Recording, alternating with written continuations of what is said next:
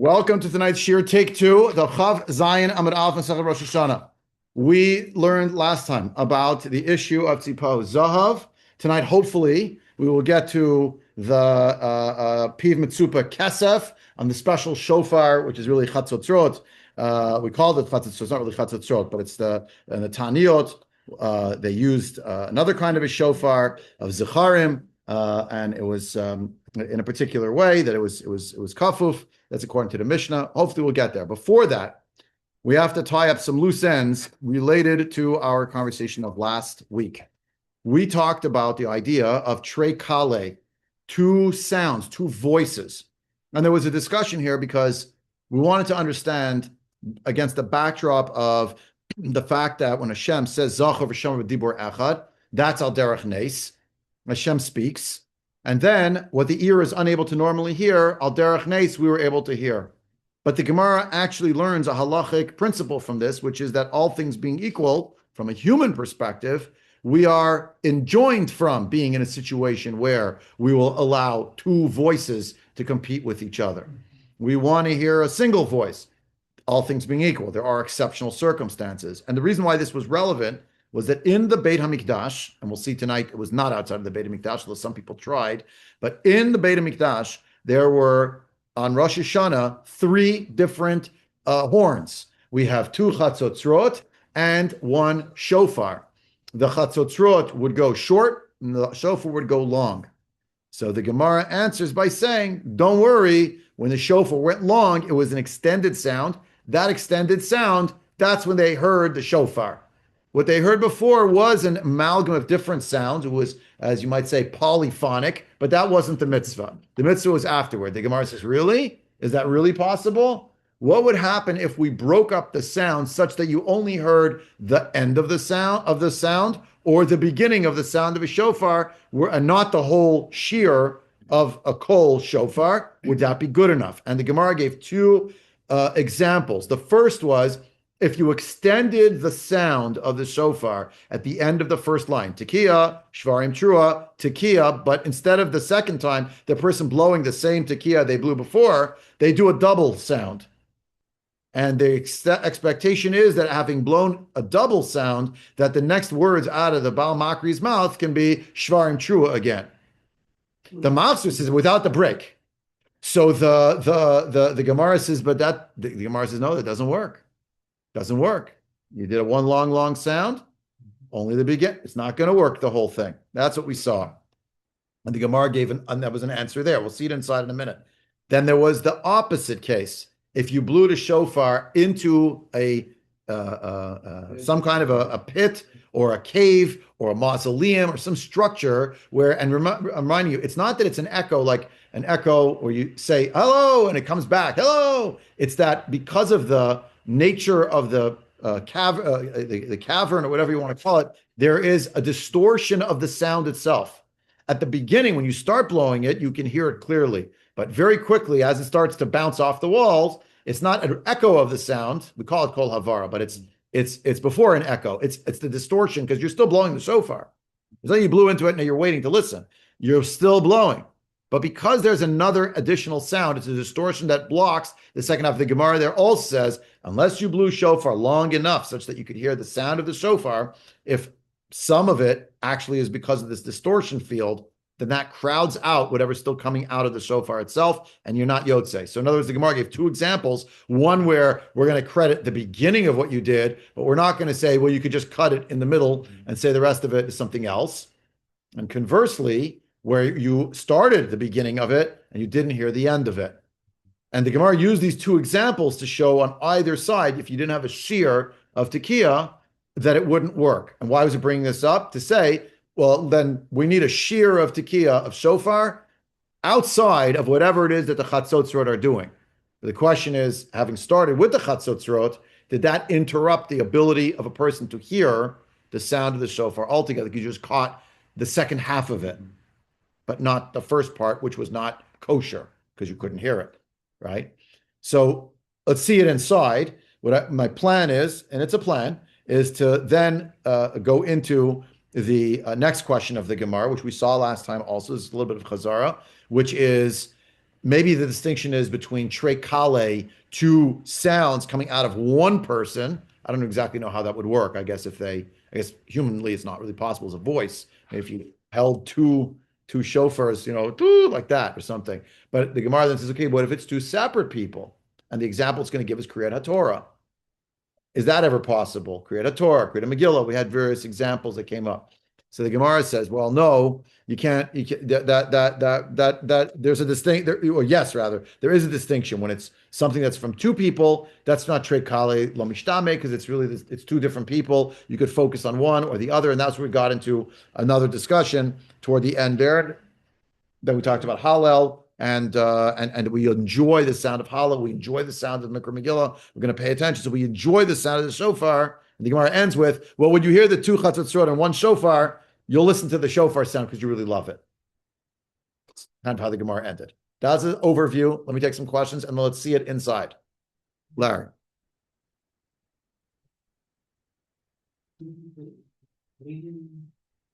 The Gemara has a case where it talks about what if you had two people who were trying to both give the Targum at the same time. In the olden days, yeah, there's a well, and we'll see with Tosafot. Maybe it's two people laning at the same time. That'll also be a discussion. Yeah, they have the Balko, right?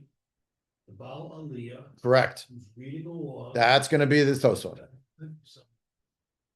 Reads very loud. Reads along. Louder than the Balkora. Washes out the Balko. It's real life. This is what happens in real life. But both are mockery. That's a problem. That's a problem. It's a question. Okay, wait. That's Tosafot. We didn't get there. It's the second Tosafot on the page, but you're two steps ahead. The Gemara doesn't have that case. The Gemara's case is one person is going to lane, and then one person is going to do the Targum. In the olden days, they were spared the drasha and shul. The rabbi to give a drasha. Oh, wow, we got out early. Except for the problem that every single pasuk had to have someone translate it into Aramaic. Every single one. So Tazria Mitzora, you'd still be in shul till you get out. It's longer, very long. Achrimot Kedoshim, long. No, nobody say, Parshat Kitavo or something. Vayakal Pakuda. It's long. Matos Masa. They do their own translation on the spot. Pardon? Did they use Okolos or did they use So there was an official Targum, right? Official Targum that they would use. So that's another discussion. That's something else. That's before you come to shul during the week. Shnai Mikra V'Echad Targum. The Shnai Mikra Mead, you have to read it twice. The Shnai Mikra Mead, one time you're going to read it, one time you're going to hear it in shul. Echad Targum does it literally mean read it in Aramaic? What if you don't read Aramaic? All right. So by the time you get to Shulchan Aruch, it's Rashi. Rashi was actually not mentioned in the Gemara when it talked about Shnai Mikra. Understand? But later on, makes sense. But later on, that people didn't read Aramaic, so that's what you have, right? Today, would you say, an English translation line by line? I don't know. No, traditionally we don't, but Artie scroll. Yeah. Okay. Whatever it is. Let's learn in the Gemara again. Let's pick it up over here. The trei kali mishtame. Gemara Chav Zayin Amud Aleph. 1, 2, 3, 4, 5. The reason why I'm going through line by line of the Gemara again, just so you know, I can't do the Tosafot unless you see the Gemara. You're not going to know what's happening. Remember, I remember from last week what you said. So trei kali mishtame. Can you hear two sounds at the same time? You have shtei chatzotzrot, one on each side of the shofar on Rosh Hashanah in the Mikdash. So can you hear two sounds? V'atanya, we learned it was so miraculous. Zachav Hashem v'diur echad namru. It was spoken at the same time. The mouth can't say it. The ear can't hear it. The whole thing was miraculous. That was in Mamad Har Sinai. And the point was, it's a chidush that there was a nace from Minas Shemayim. Hashem speaks two words at the same time. They could hear two words at the same time. But in actuality, it doesn't work. So the Gemara says, Lekach marich b'shofar. Therefore, no, that's why the Mishnah went out of its way to say the shofar goes long and the trumpets, the chatzotzrot, go short. They're quicker. Lamemer dechishama sof tekiya belot tchila tekiya yatsa. Do you mean to say that if you heard the end of a tekiya, but you didn't hear the beginning of the tekiya, you're going to be yotze? Can that work? Umemela tchila tekiya below sof tekiya yatsa. Right? Yeah, and the same thing. You hear the beginning of the tekiya without the end. You can be yotze tashma. So here we have the examples. Taka barishona umashach b'shniya kishtayim. The first time you blew tekiah was irregular. Then he did whatever goes in the middle over there of the line. Let's say shvar and trua. So then you wanted to blow the second tekiah. You ended up blowing a double length. So mashach b'shniya kishtayim. Ein b'yadu ela achat. It's considered one tekiah and not two. You can't split it. Amai, how come? Tislik lebatarte. Why don't you split the one sound, pretend it's two? It was, after all, the duration of it, instead of being whatever it is, tetrumitin, about, 6 seconds, it was 12 seconds. So say, I heard the second 6, it's good enough. Psuke tkiyata mahadadi paskinan. So to cut the tkiyah into parts, we do not do. So if we don't cut it into parts, means if you're missing part of it, it's not going to work. Is the obligation that you have to hear the entire tekiah, or the entire tekiah has to be blown properly, but if you pick up part of a kosher That's what we're talking about Okay. here. And the Gemara's assumption at this moment is you need to hear the entire tekiah. And if it happens to be a super long one, that doesn't count as two different ones just because you thought it was. It's one long one. I bet the first part of it's no good because there were two trumpets that were competing. This is the Gemara's assumption. It's going to be challenged. And then the opposite, Tashma hatukela tochabor. So at the beginning, when you first put your mouth on it, you first blow the sound of the shofar. So you all tochadut.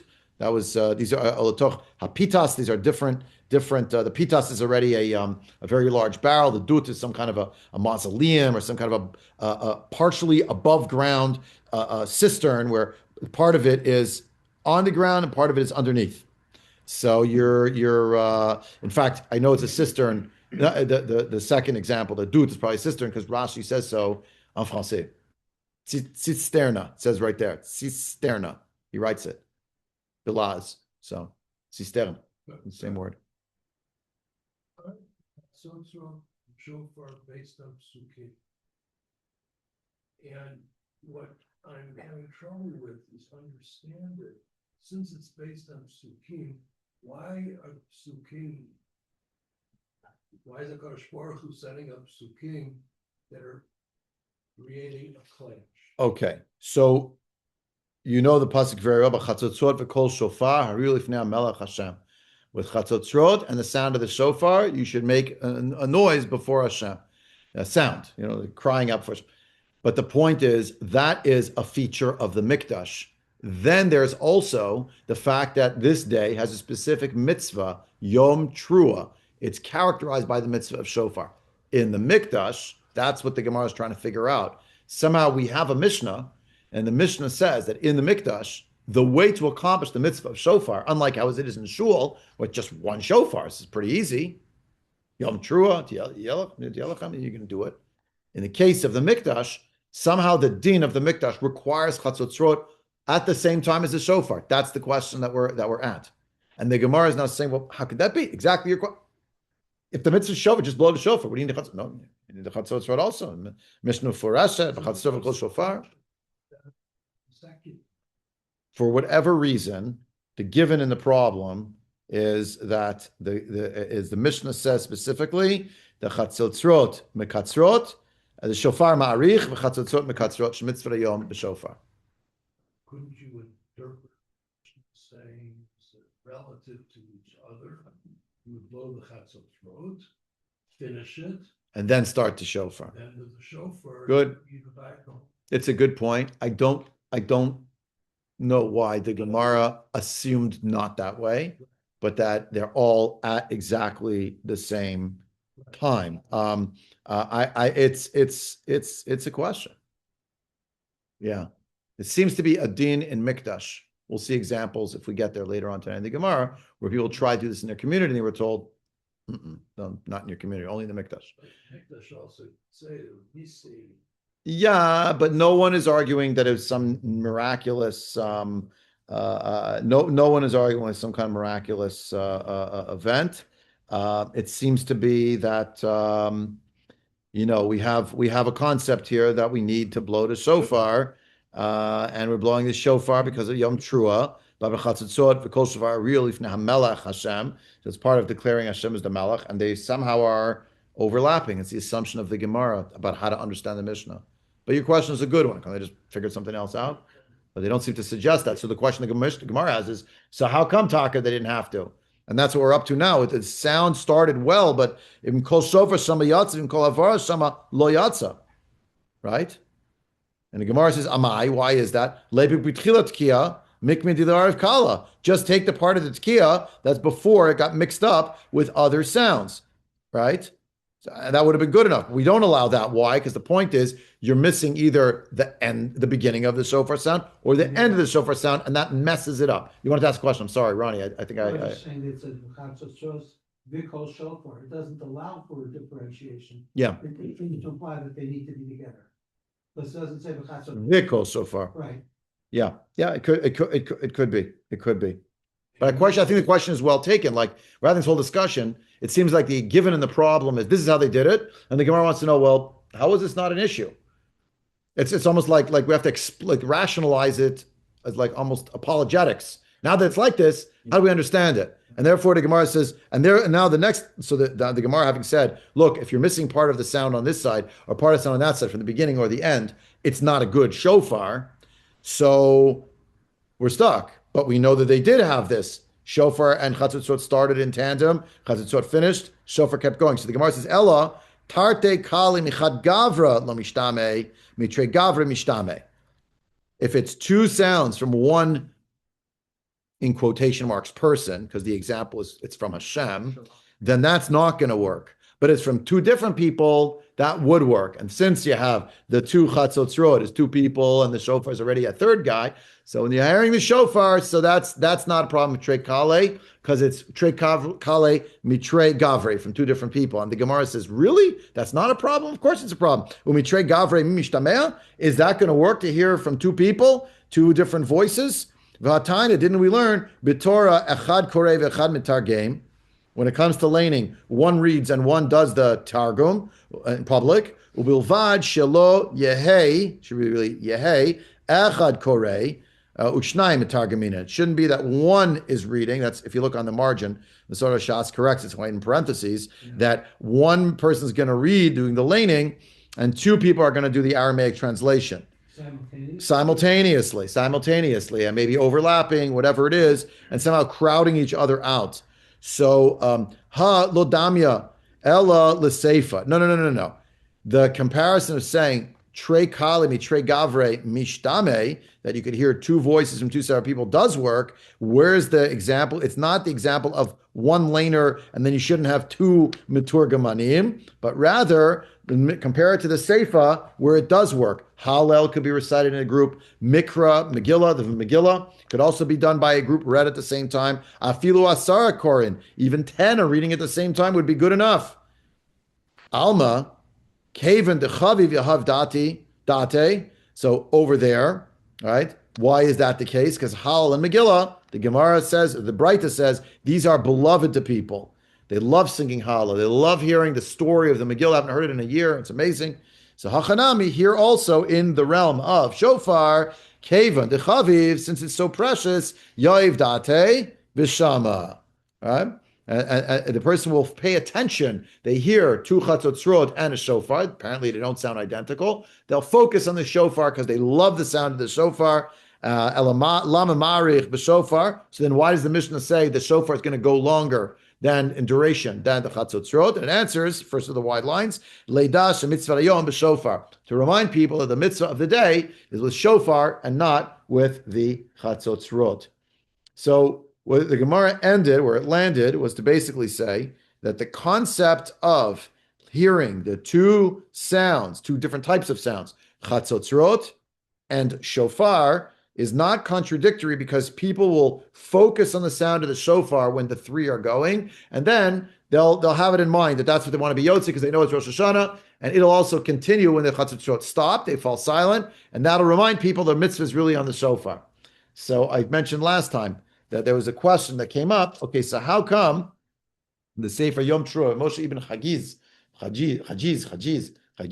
he says, I don't know how to pronounce his name, the Yom Teruah, his commentary on Sefer on Masachet Rosh Hashanah. What about laning? Why aren't you worried? Why don't you say there? People adore it. It's late Torah reading. The answer is they did Shema Mikra Vechatagim during the week. It's already, they heard it already. It's not so new. But the Mikra Megillah, they just had it right there. Number two, he says Hallel and Megillah reflect Nisim, and the Shofar is a Zikaron of Akedat Yitzchak. We saw this last time. And we're hopeful that in the Zechira, God will remember Akedat Yitzchak will be written in the book of life, and therefore it's beloved to us. When we hear that sound, we know it's appealing to our Kadosh Baruch Hu. But Kriyat Torah, it's a mitzvah. It's not a mitzvah with chavivut. It doesn't have, our lives hanging in the balance. That's the basic gist. Question, and then we'll do Tosafot. Question. Oh. Just a comment. If Kol Shofar enters Shamayim, yes, and Hashem listens to it, he certainly can discriminate the Chatzotot from the Shofar. Nachon, but we have a kiyum mitzvah to listen to it. We do. We have a kiyum mitzvah. It's for us. There is a prayerful dimension to it, but actually it's a mitzvah. That's the first line. From our vantage point, it's a mitzvah.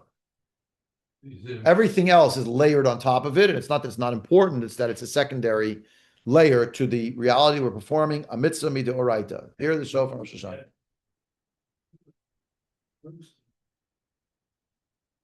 Then the bracha is Shmoa Kol Shofar, and based on the idea that it's going to Hashem, It would be Lashmiya or Litkoa more. Yeah. Good. Very nice. Very nice. You brought it back to the bracha. Beautiful. That's great. Yep. Is there Mesorah what actually happened in Beit Mikdash? Mishnayot, Gemarot, Zemayesh. That's what we have. Tells us what happened. When we're learning Sukkah, which I happen to have brought here, as I might have mentioned, I'm getting old. I forget things. I bring the wrong Gemara. We were talking about the maximum and the minimum number of shofar, that every day there was a minimum of 21 blasts. It could go all the way up to 48, depending on what was happening. And on Sukkot, which was also before Shabbos, and a whole story, could be a lot of different sounds. It was the main PA system, they had a microphone, but there was a way could reach people. I think we've talked in the past about the historical dimension, not just the shofar that was part of the actual goings on of the mikdash, inside the mikdash, part of the avoda, the sounding of a shofar and a chatzotzrot, but also in the corner, the southwest corner of the Harabayit, particularly in Bayit Sheni, we know where it was. We have Mishnah to describe it, where they would blow shofar before Shabbat to remind people, here's the time you have to close the store, here's the time you gotta, Shabbat is about to start. It would have different, because the inscription of the stone was pushed over, and we have it. It fell over. We have it. The replica of it now is in the spot. The actual one was put in the Israel Museum, but they discovered it right there at the corner of the western and the southern wall. Mamash right there. So it's a very special place, because when you go, and it tells you, okay, on top there, that's where the guy would stand to blow the shofar to tell people it's about to be Shabbos. I mean, it's incredible. It comes alive. You go there and say, oh, this is exactly what we learned, That's what the Jewish quarter was then in the same location. It was in that location, yeah, already in Bayit Sheni. Yeah, that's true. Okay, that's why it's in the corner. It was and also in there, and it was also in the area today called Silwan, which is also Ir David. Both of those places, yeah, Bayit Sheni. Now we even have the path. It's still a tunnel because there's stuff on top, but we have the exact road where they would walk up, and it goes right to it's unbelievable. It's unbelievable. Yeah. Okay. We'll make a commitment to take a shul mission, a Gemara Shir mission to go to all these places to see. We have no claims in the country. Tosafot. Far back as the practice of sounding shofar and shul prior to us. Each morning. That seems to be later. You're talking about an Elul? Yeah. Oh, Chuck's asking, what about the sounding of the shofar in Elul? So that's already a zecher. That does not seem to be, as far as I know, Medina de Gemara. It is a zecher to the fact that when Moshe Rabbeinu goes up for the last of the 40 days, Rosh Chodesh Elul till Yom Kippurim, they sounded the shofar to remind people, don't go up the mountain, because when Moshe Rabbeinu is on the mountain, it's still part of Matan Torah, no one may go up the mountain. So it's warning the people. It's also telling them, count down. We're getting to the he's gone up for 40 days. This is when he went up. Don't make a mistake now. There's clouds, there's fire, there's a lot of things happening. It's hard to see. Now he's in, But that's not as early. That's not as early. That's later. Which is why it's a minhag, and which is why there's no bracha. Okay. Tosafot. So the first Tosafot here, B'Torah Echad Korei, Perush just explains Livado. V'acharechein ha'metargem, metargem Livado. V'lo shnaim korim yachad, metargem min yachad. It's that there's two different people. One reads and one does the targum. It's two separate people. And this is not yet up to the question that Larry had about the laning, how it works, yeah, which is in the next Tosafot. So the next Tosafot says, Aval Shnaim Lo, you should have two people reading. The Gemara understands, we understand because I already read ahead. It means not two people reading at the same time. However, Tosafot point out, and that's the way of Tosafot. They look at other places in Shas and they say, well, that area of Shas contradicts what we have here, right? There's a thesis, that's what we have here. There's an antithesis, there's somewhere else, there's a contradiction. And then the dialectic is coming to the synthesis, dialectical analysis. That's what it's called in the halls of academia. Yeah, the synthesis. Okay, how do these two live together? Not really contradictory. Well, essentially, that is what it is, but it's in the world of Chazal. So aval shnaim lo v'hada amrinu perakam de Baba Batra shmona psukim shebatorah yachid korei otam.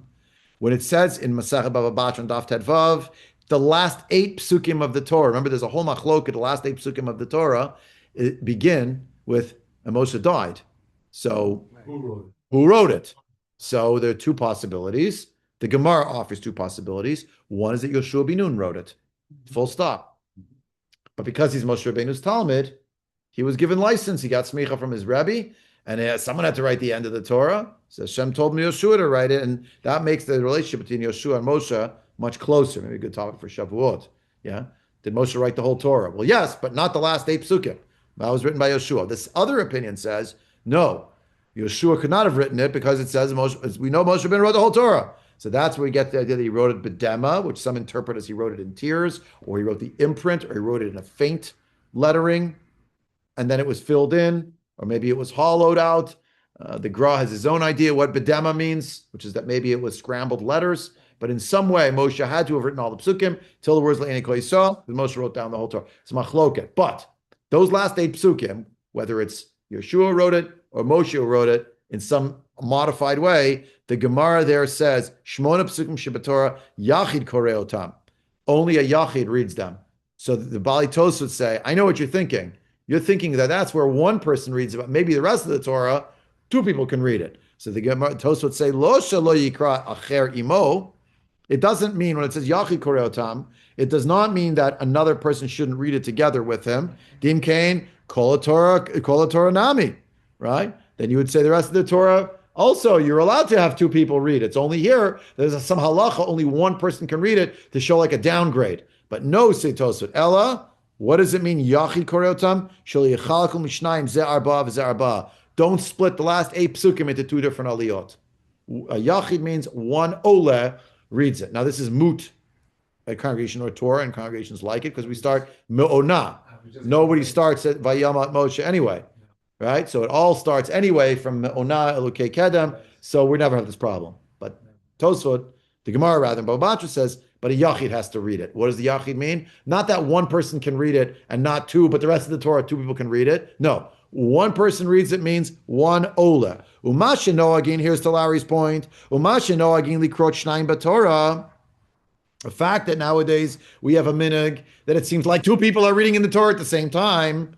Now, as it's meant to be, it's a Baal Koreh and someone else who's the ola reading maximum belachash, not out loud, which is not to say in reality that's what happens, but that's what's supposed to happen is belachash. Why? Because it's confusing to have 2 people.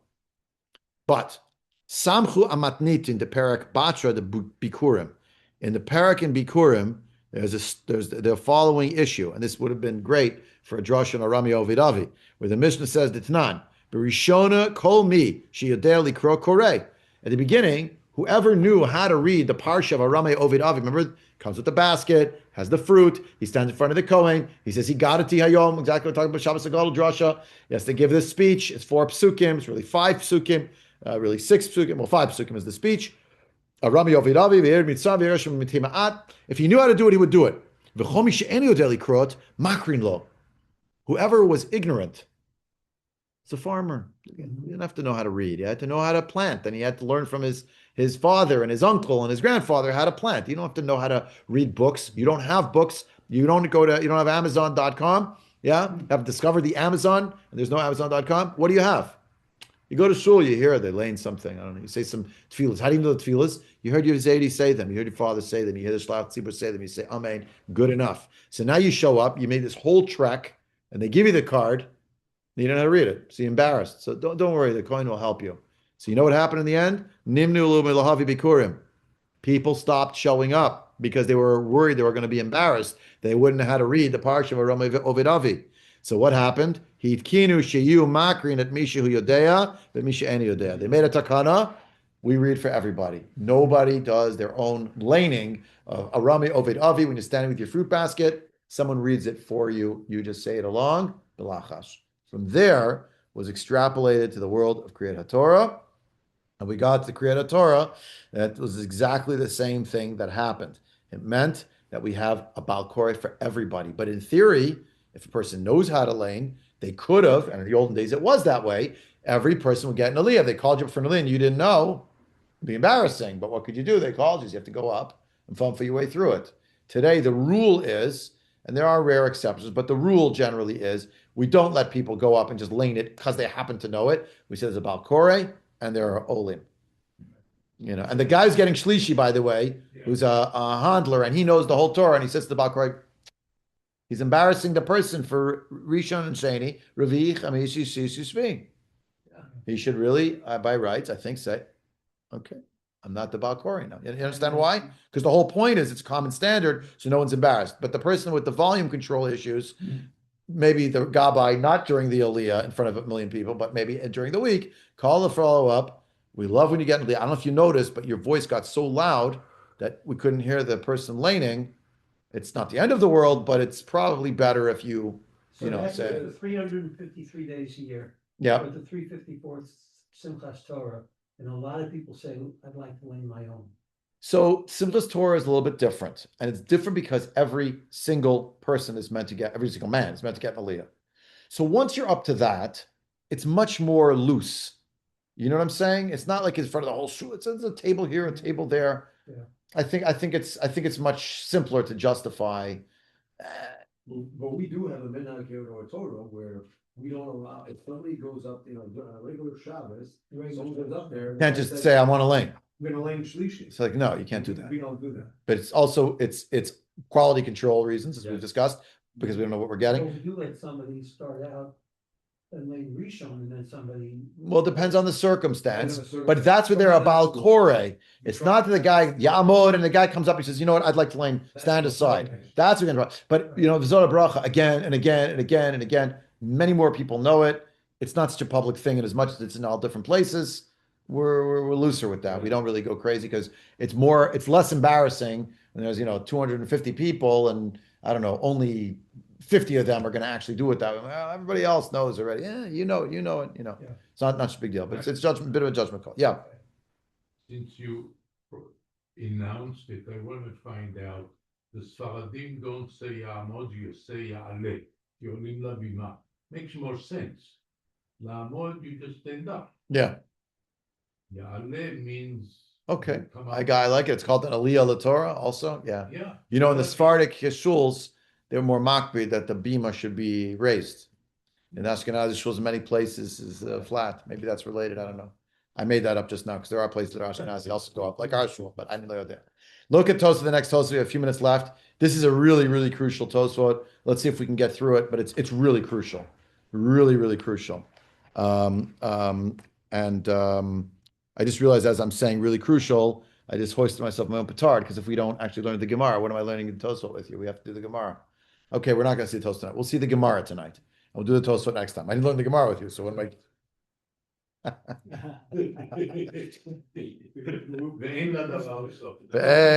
What's wrong with the little chazar? You know it better. Look in the wide lines, the first of the wide lines of Taniot, B'shel Zechaim Kefufin, Upiv Mitzupa Kesef. For the fast days, it's a special, it's different. For Rosh Hashanah, it was Shel Yael Pashut, and the ibex, and now it's the Zechar, means the Ayal, means the ram, and it's a bent horn. In the end, the Gemara doesn't agree with this. Remember, we said on Rosh Hashanah Dafka we use kefufin nowadays, And the fast day uses Yael Pasut, but okay. But the mouth of it, same idea as before, not literally where you put your mouth, but it means the place, either the aperture where the sound comes out or some other place, but except for the part where your mouth goes, should be of silver, not of gold, silver. So Maichna Hatam the Zav, Maichna Hacha the Kesef. How come over there it was gold, now it's of silver? Ibayit Ema, if you want to say, Kol Kinufya the Kesefu, because the function on the fast day is not prayerful, it's to assemble the people. So they would blow a special shofar to bring the people together. This is not the silver chatzotzrot. This is a shofar, but it's the shofar that is used on fast days. Since it's to gather the people, we use kasef, because the chatzotzrot in the time of the mikdash and in the time of the midbar to assemble the people, that was chatzotzrot, made of silver. See under Parshat Balutcha, chapter 10, which describes, I read it last time in longhand, L'mikra ha'ed, that says so, to assemble the people. Dichtiv, it says, make two trumpets made completely out of silver. So here we have a shofar, but it's covered in partly in silver. If you only could say, you know why the reason is why that's in gold on Rosh Hashanah, but in Taniyot it's for silver, you could say, HaTorah chasa amamonin shel Yisrael. The Torah is concerned about the money of the Jewish people, and we don't want to have them to pay too much. Gold is worth more than silver, so we only do that for Rosh Hashanah, not for fast days. Which begs the question: Hatam nami navid de kasef. Yeah, well then why don't you just, if you're so worried about the honor of the Jewish people, why don't you make the shofar we use on Rosh Hashanah also just covered in kasef and not in gold? And it answers afilu hachi kavod Yom Tov adif. It's true that we're being chasam shlisah, but for the honor of the Yom Tov, that takes precedence. And here you find an important tension between being careful about the money that is spent on different things and not overcharging people, at the same time retaining the covet of Yom Tov. So where's that line?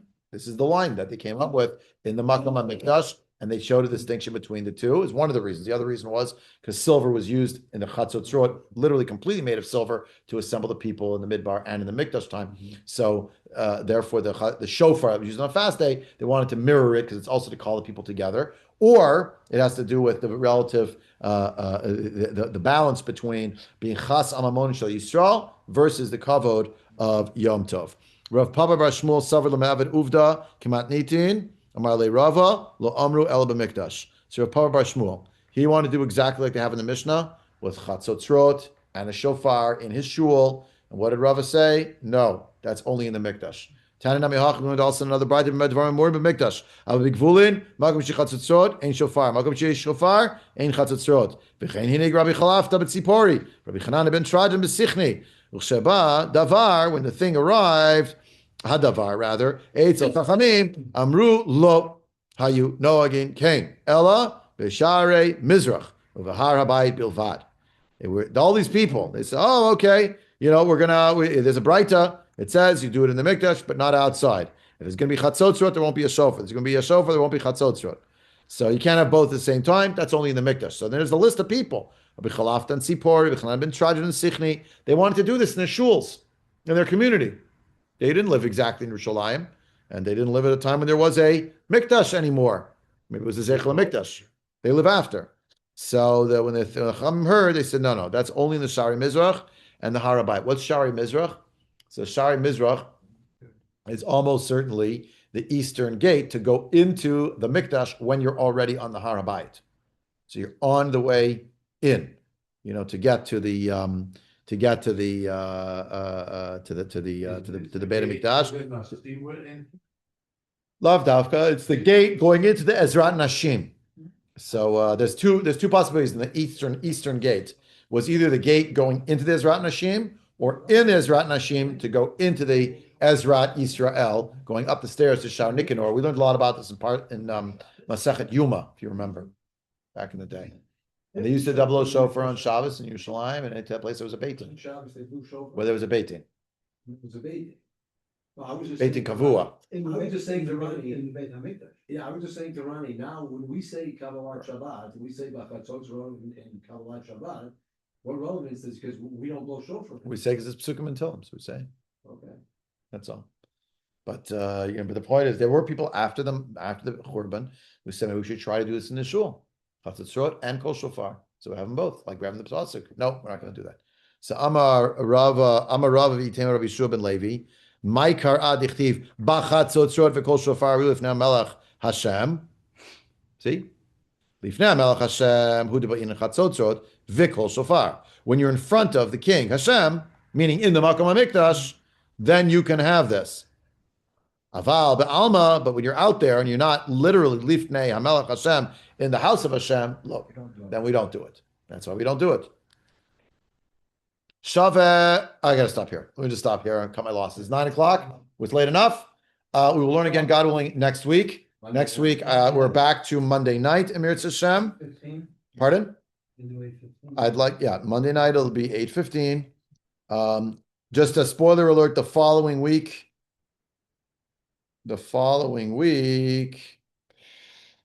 I have a bat mitzvah, I think, on the Monday night. I don't know how it could be on a Monday night, but it seems to be on a Monday night, May 4th. That's April 20. April 27th is at 8:15. We'll get together in health and in happiness in Chodesh Iyar. Ad Khan for tonight.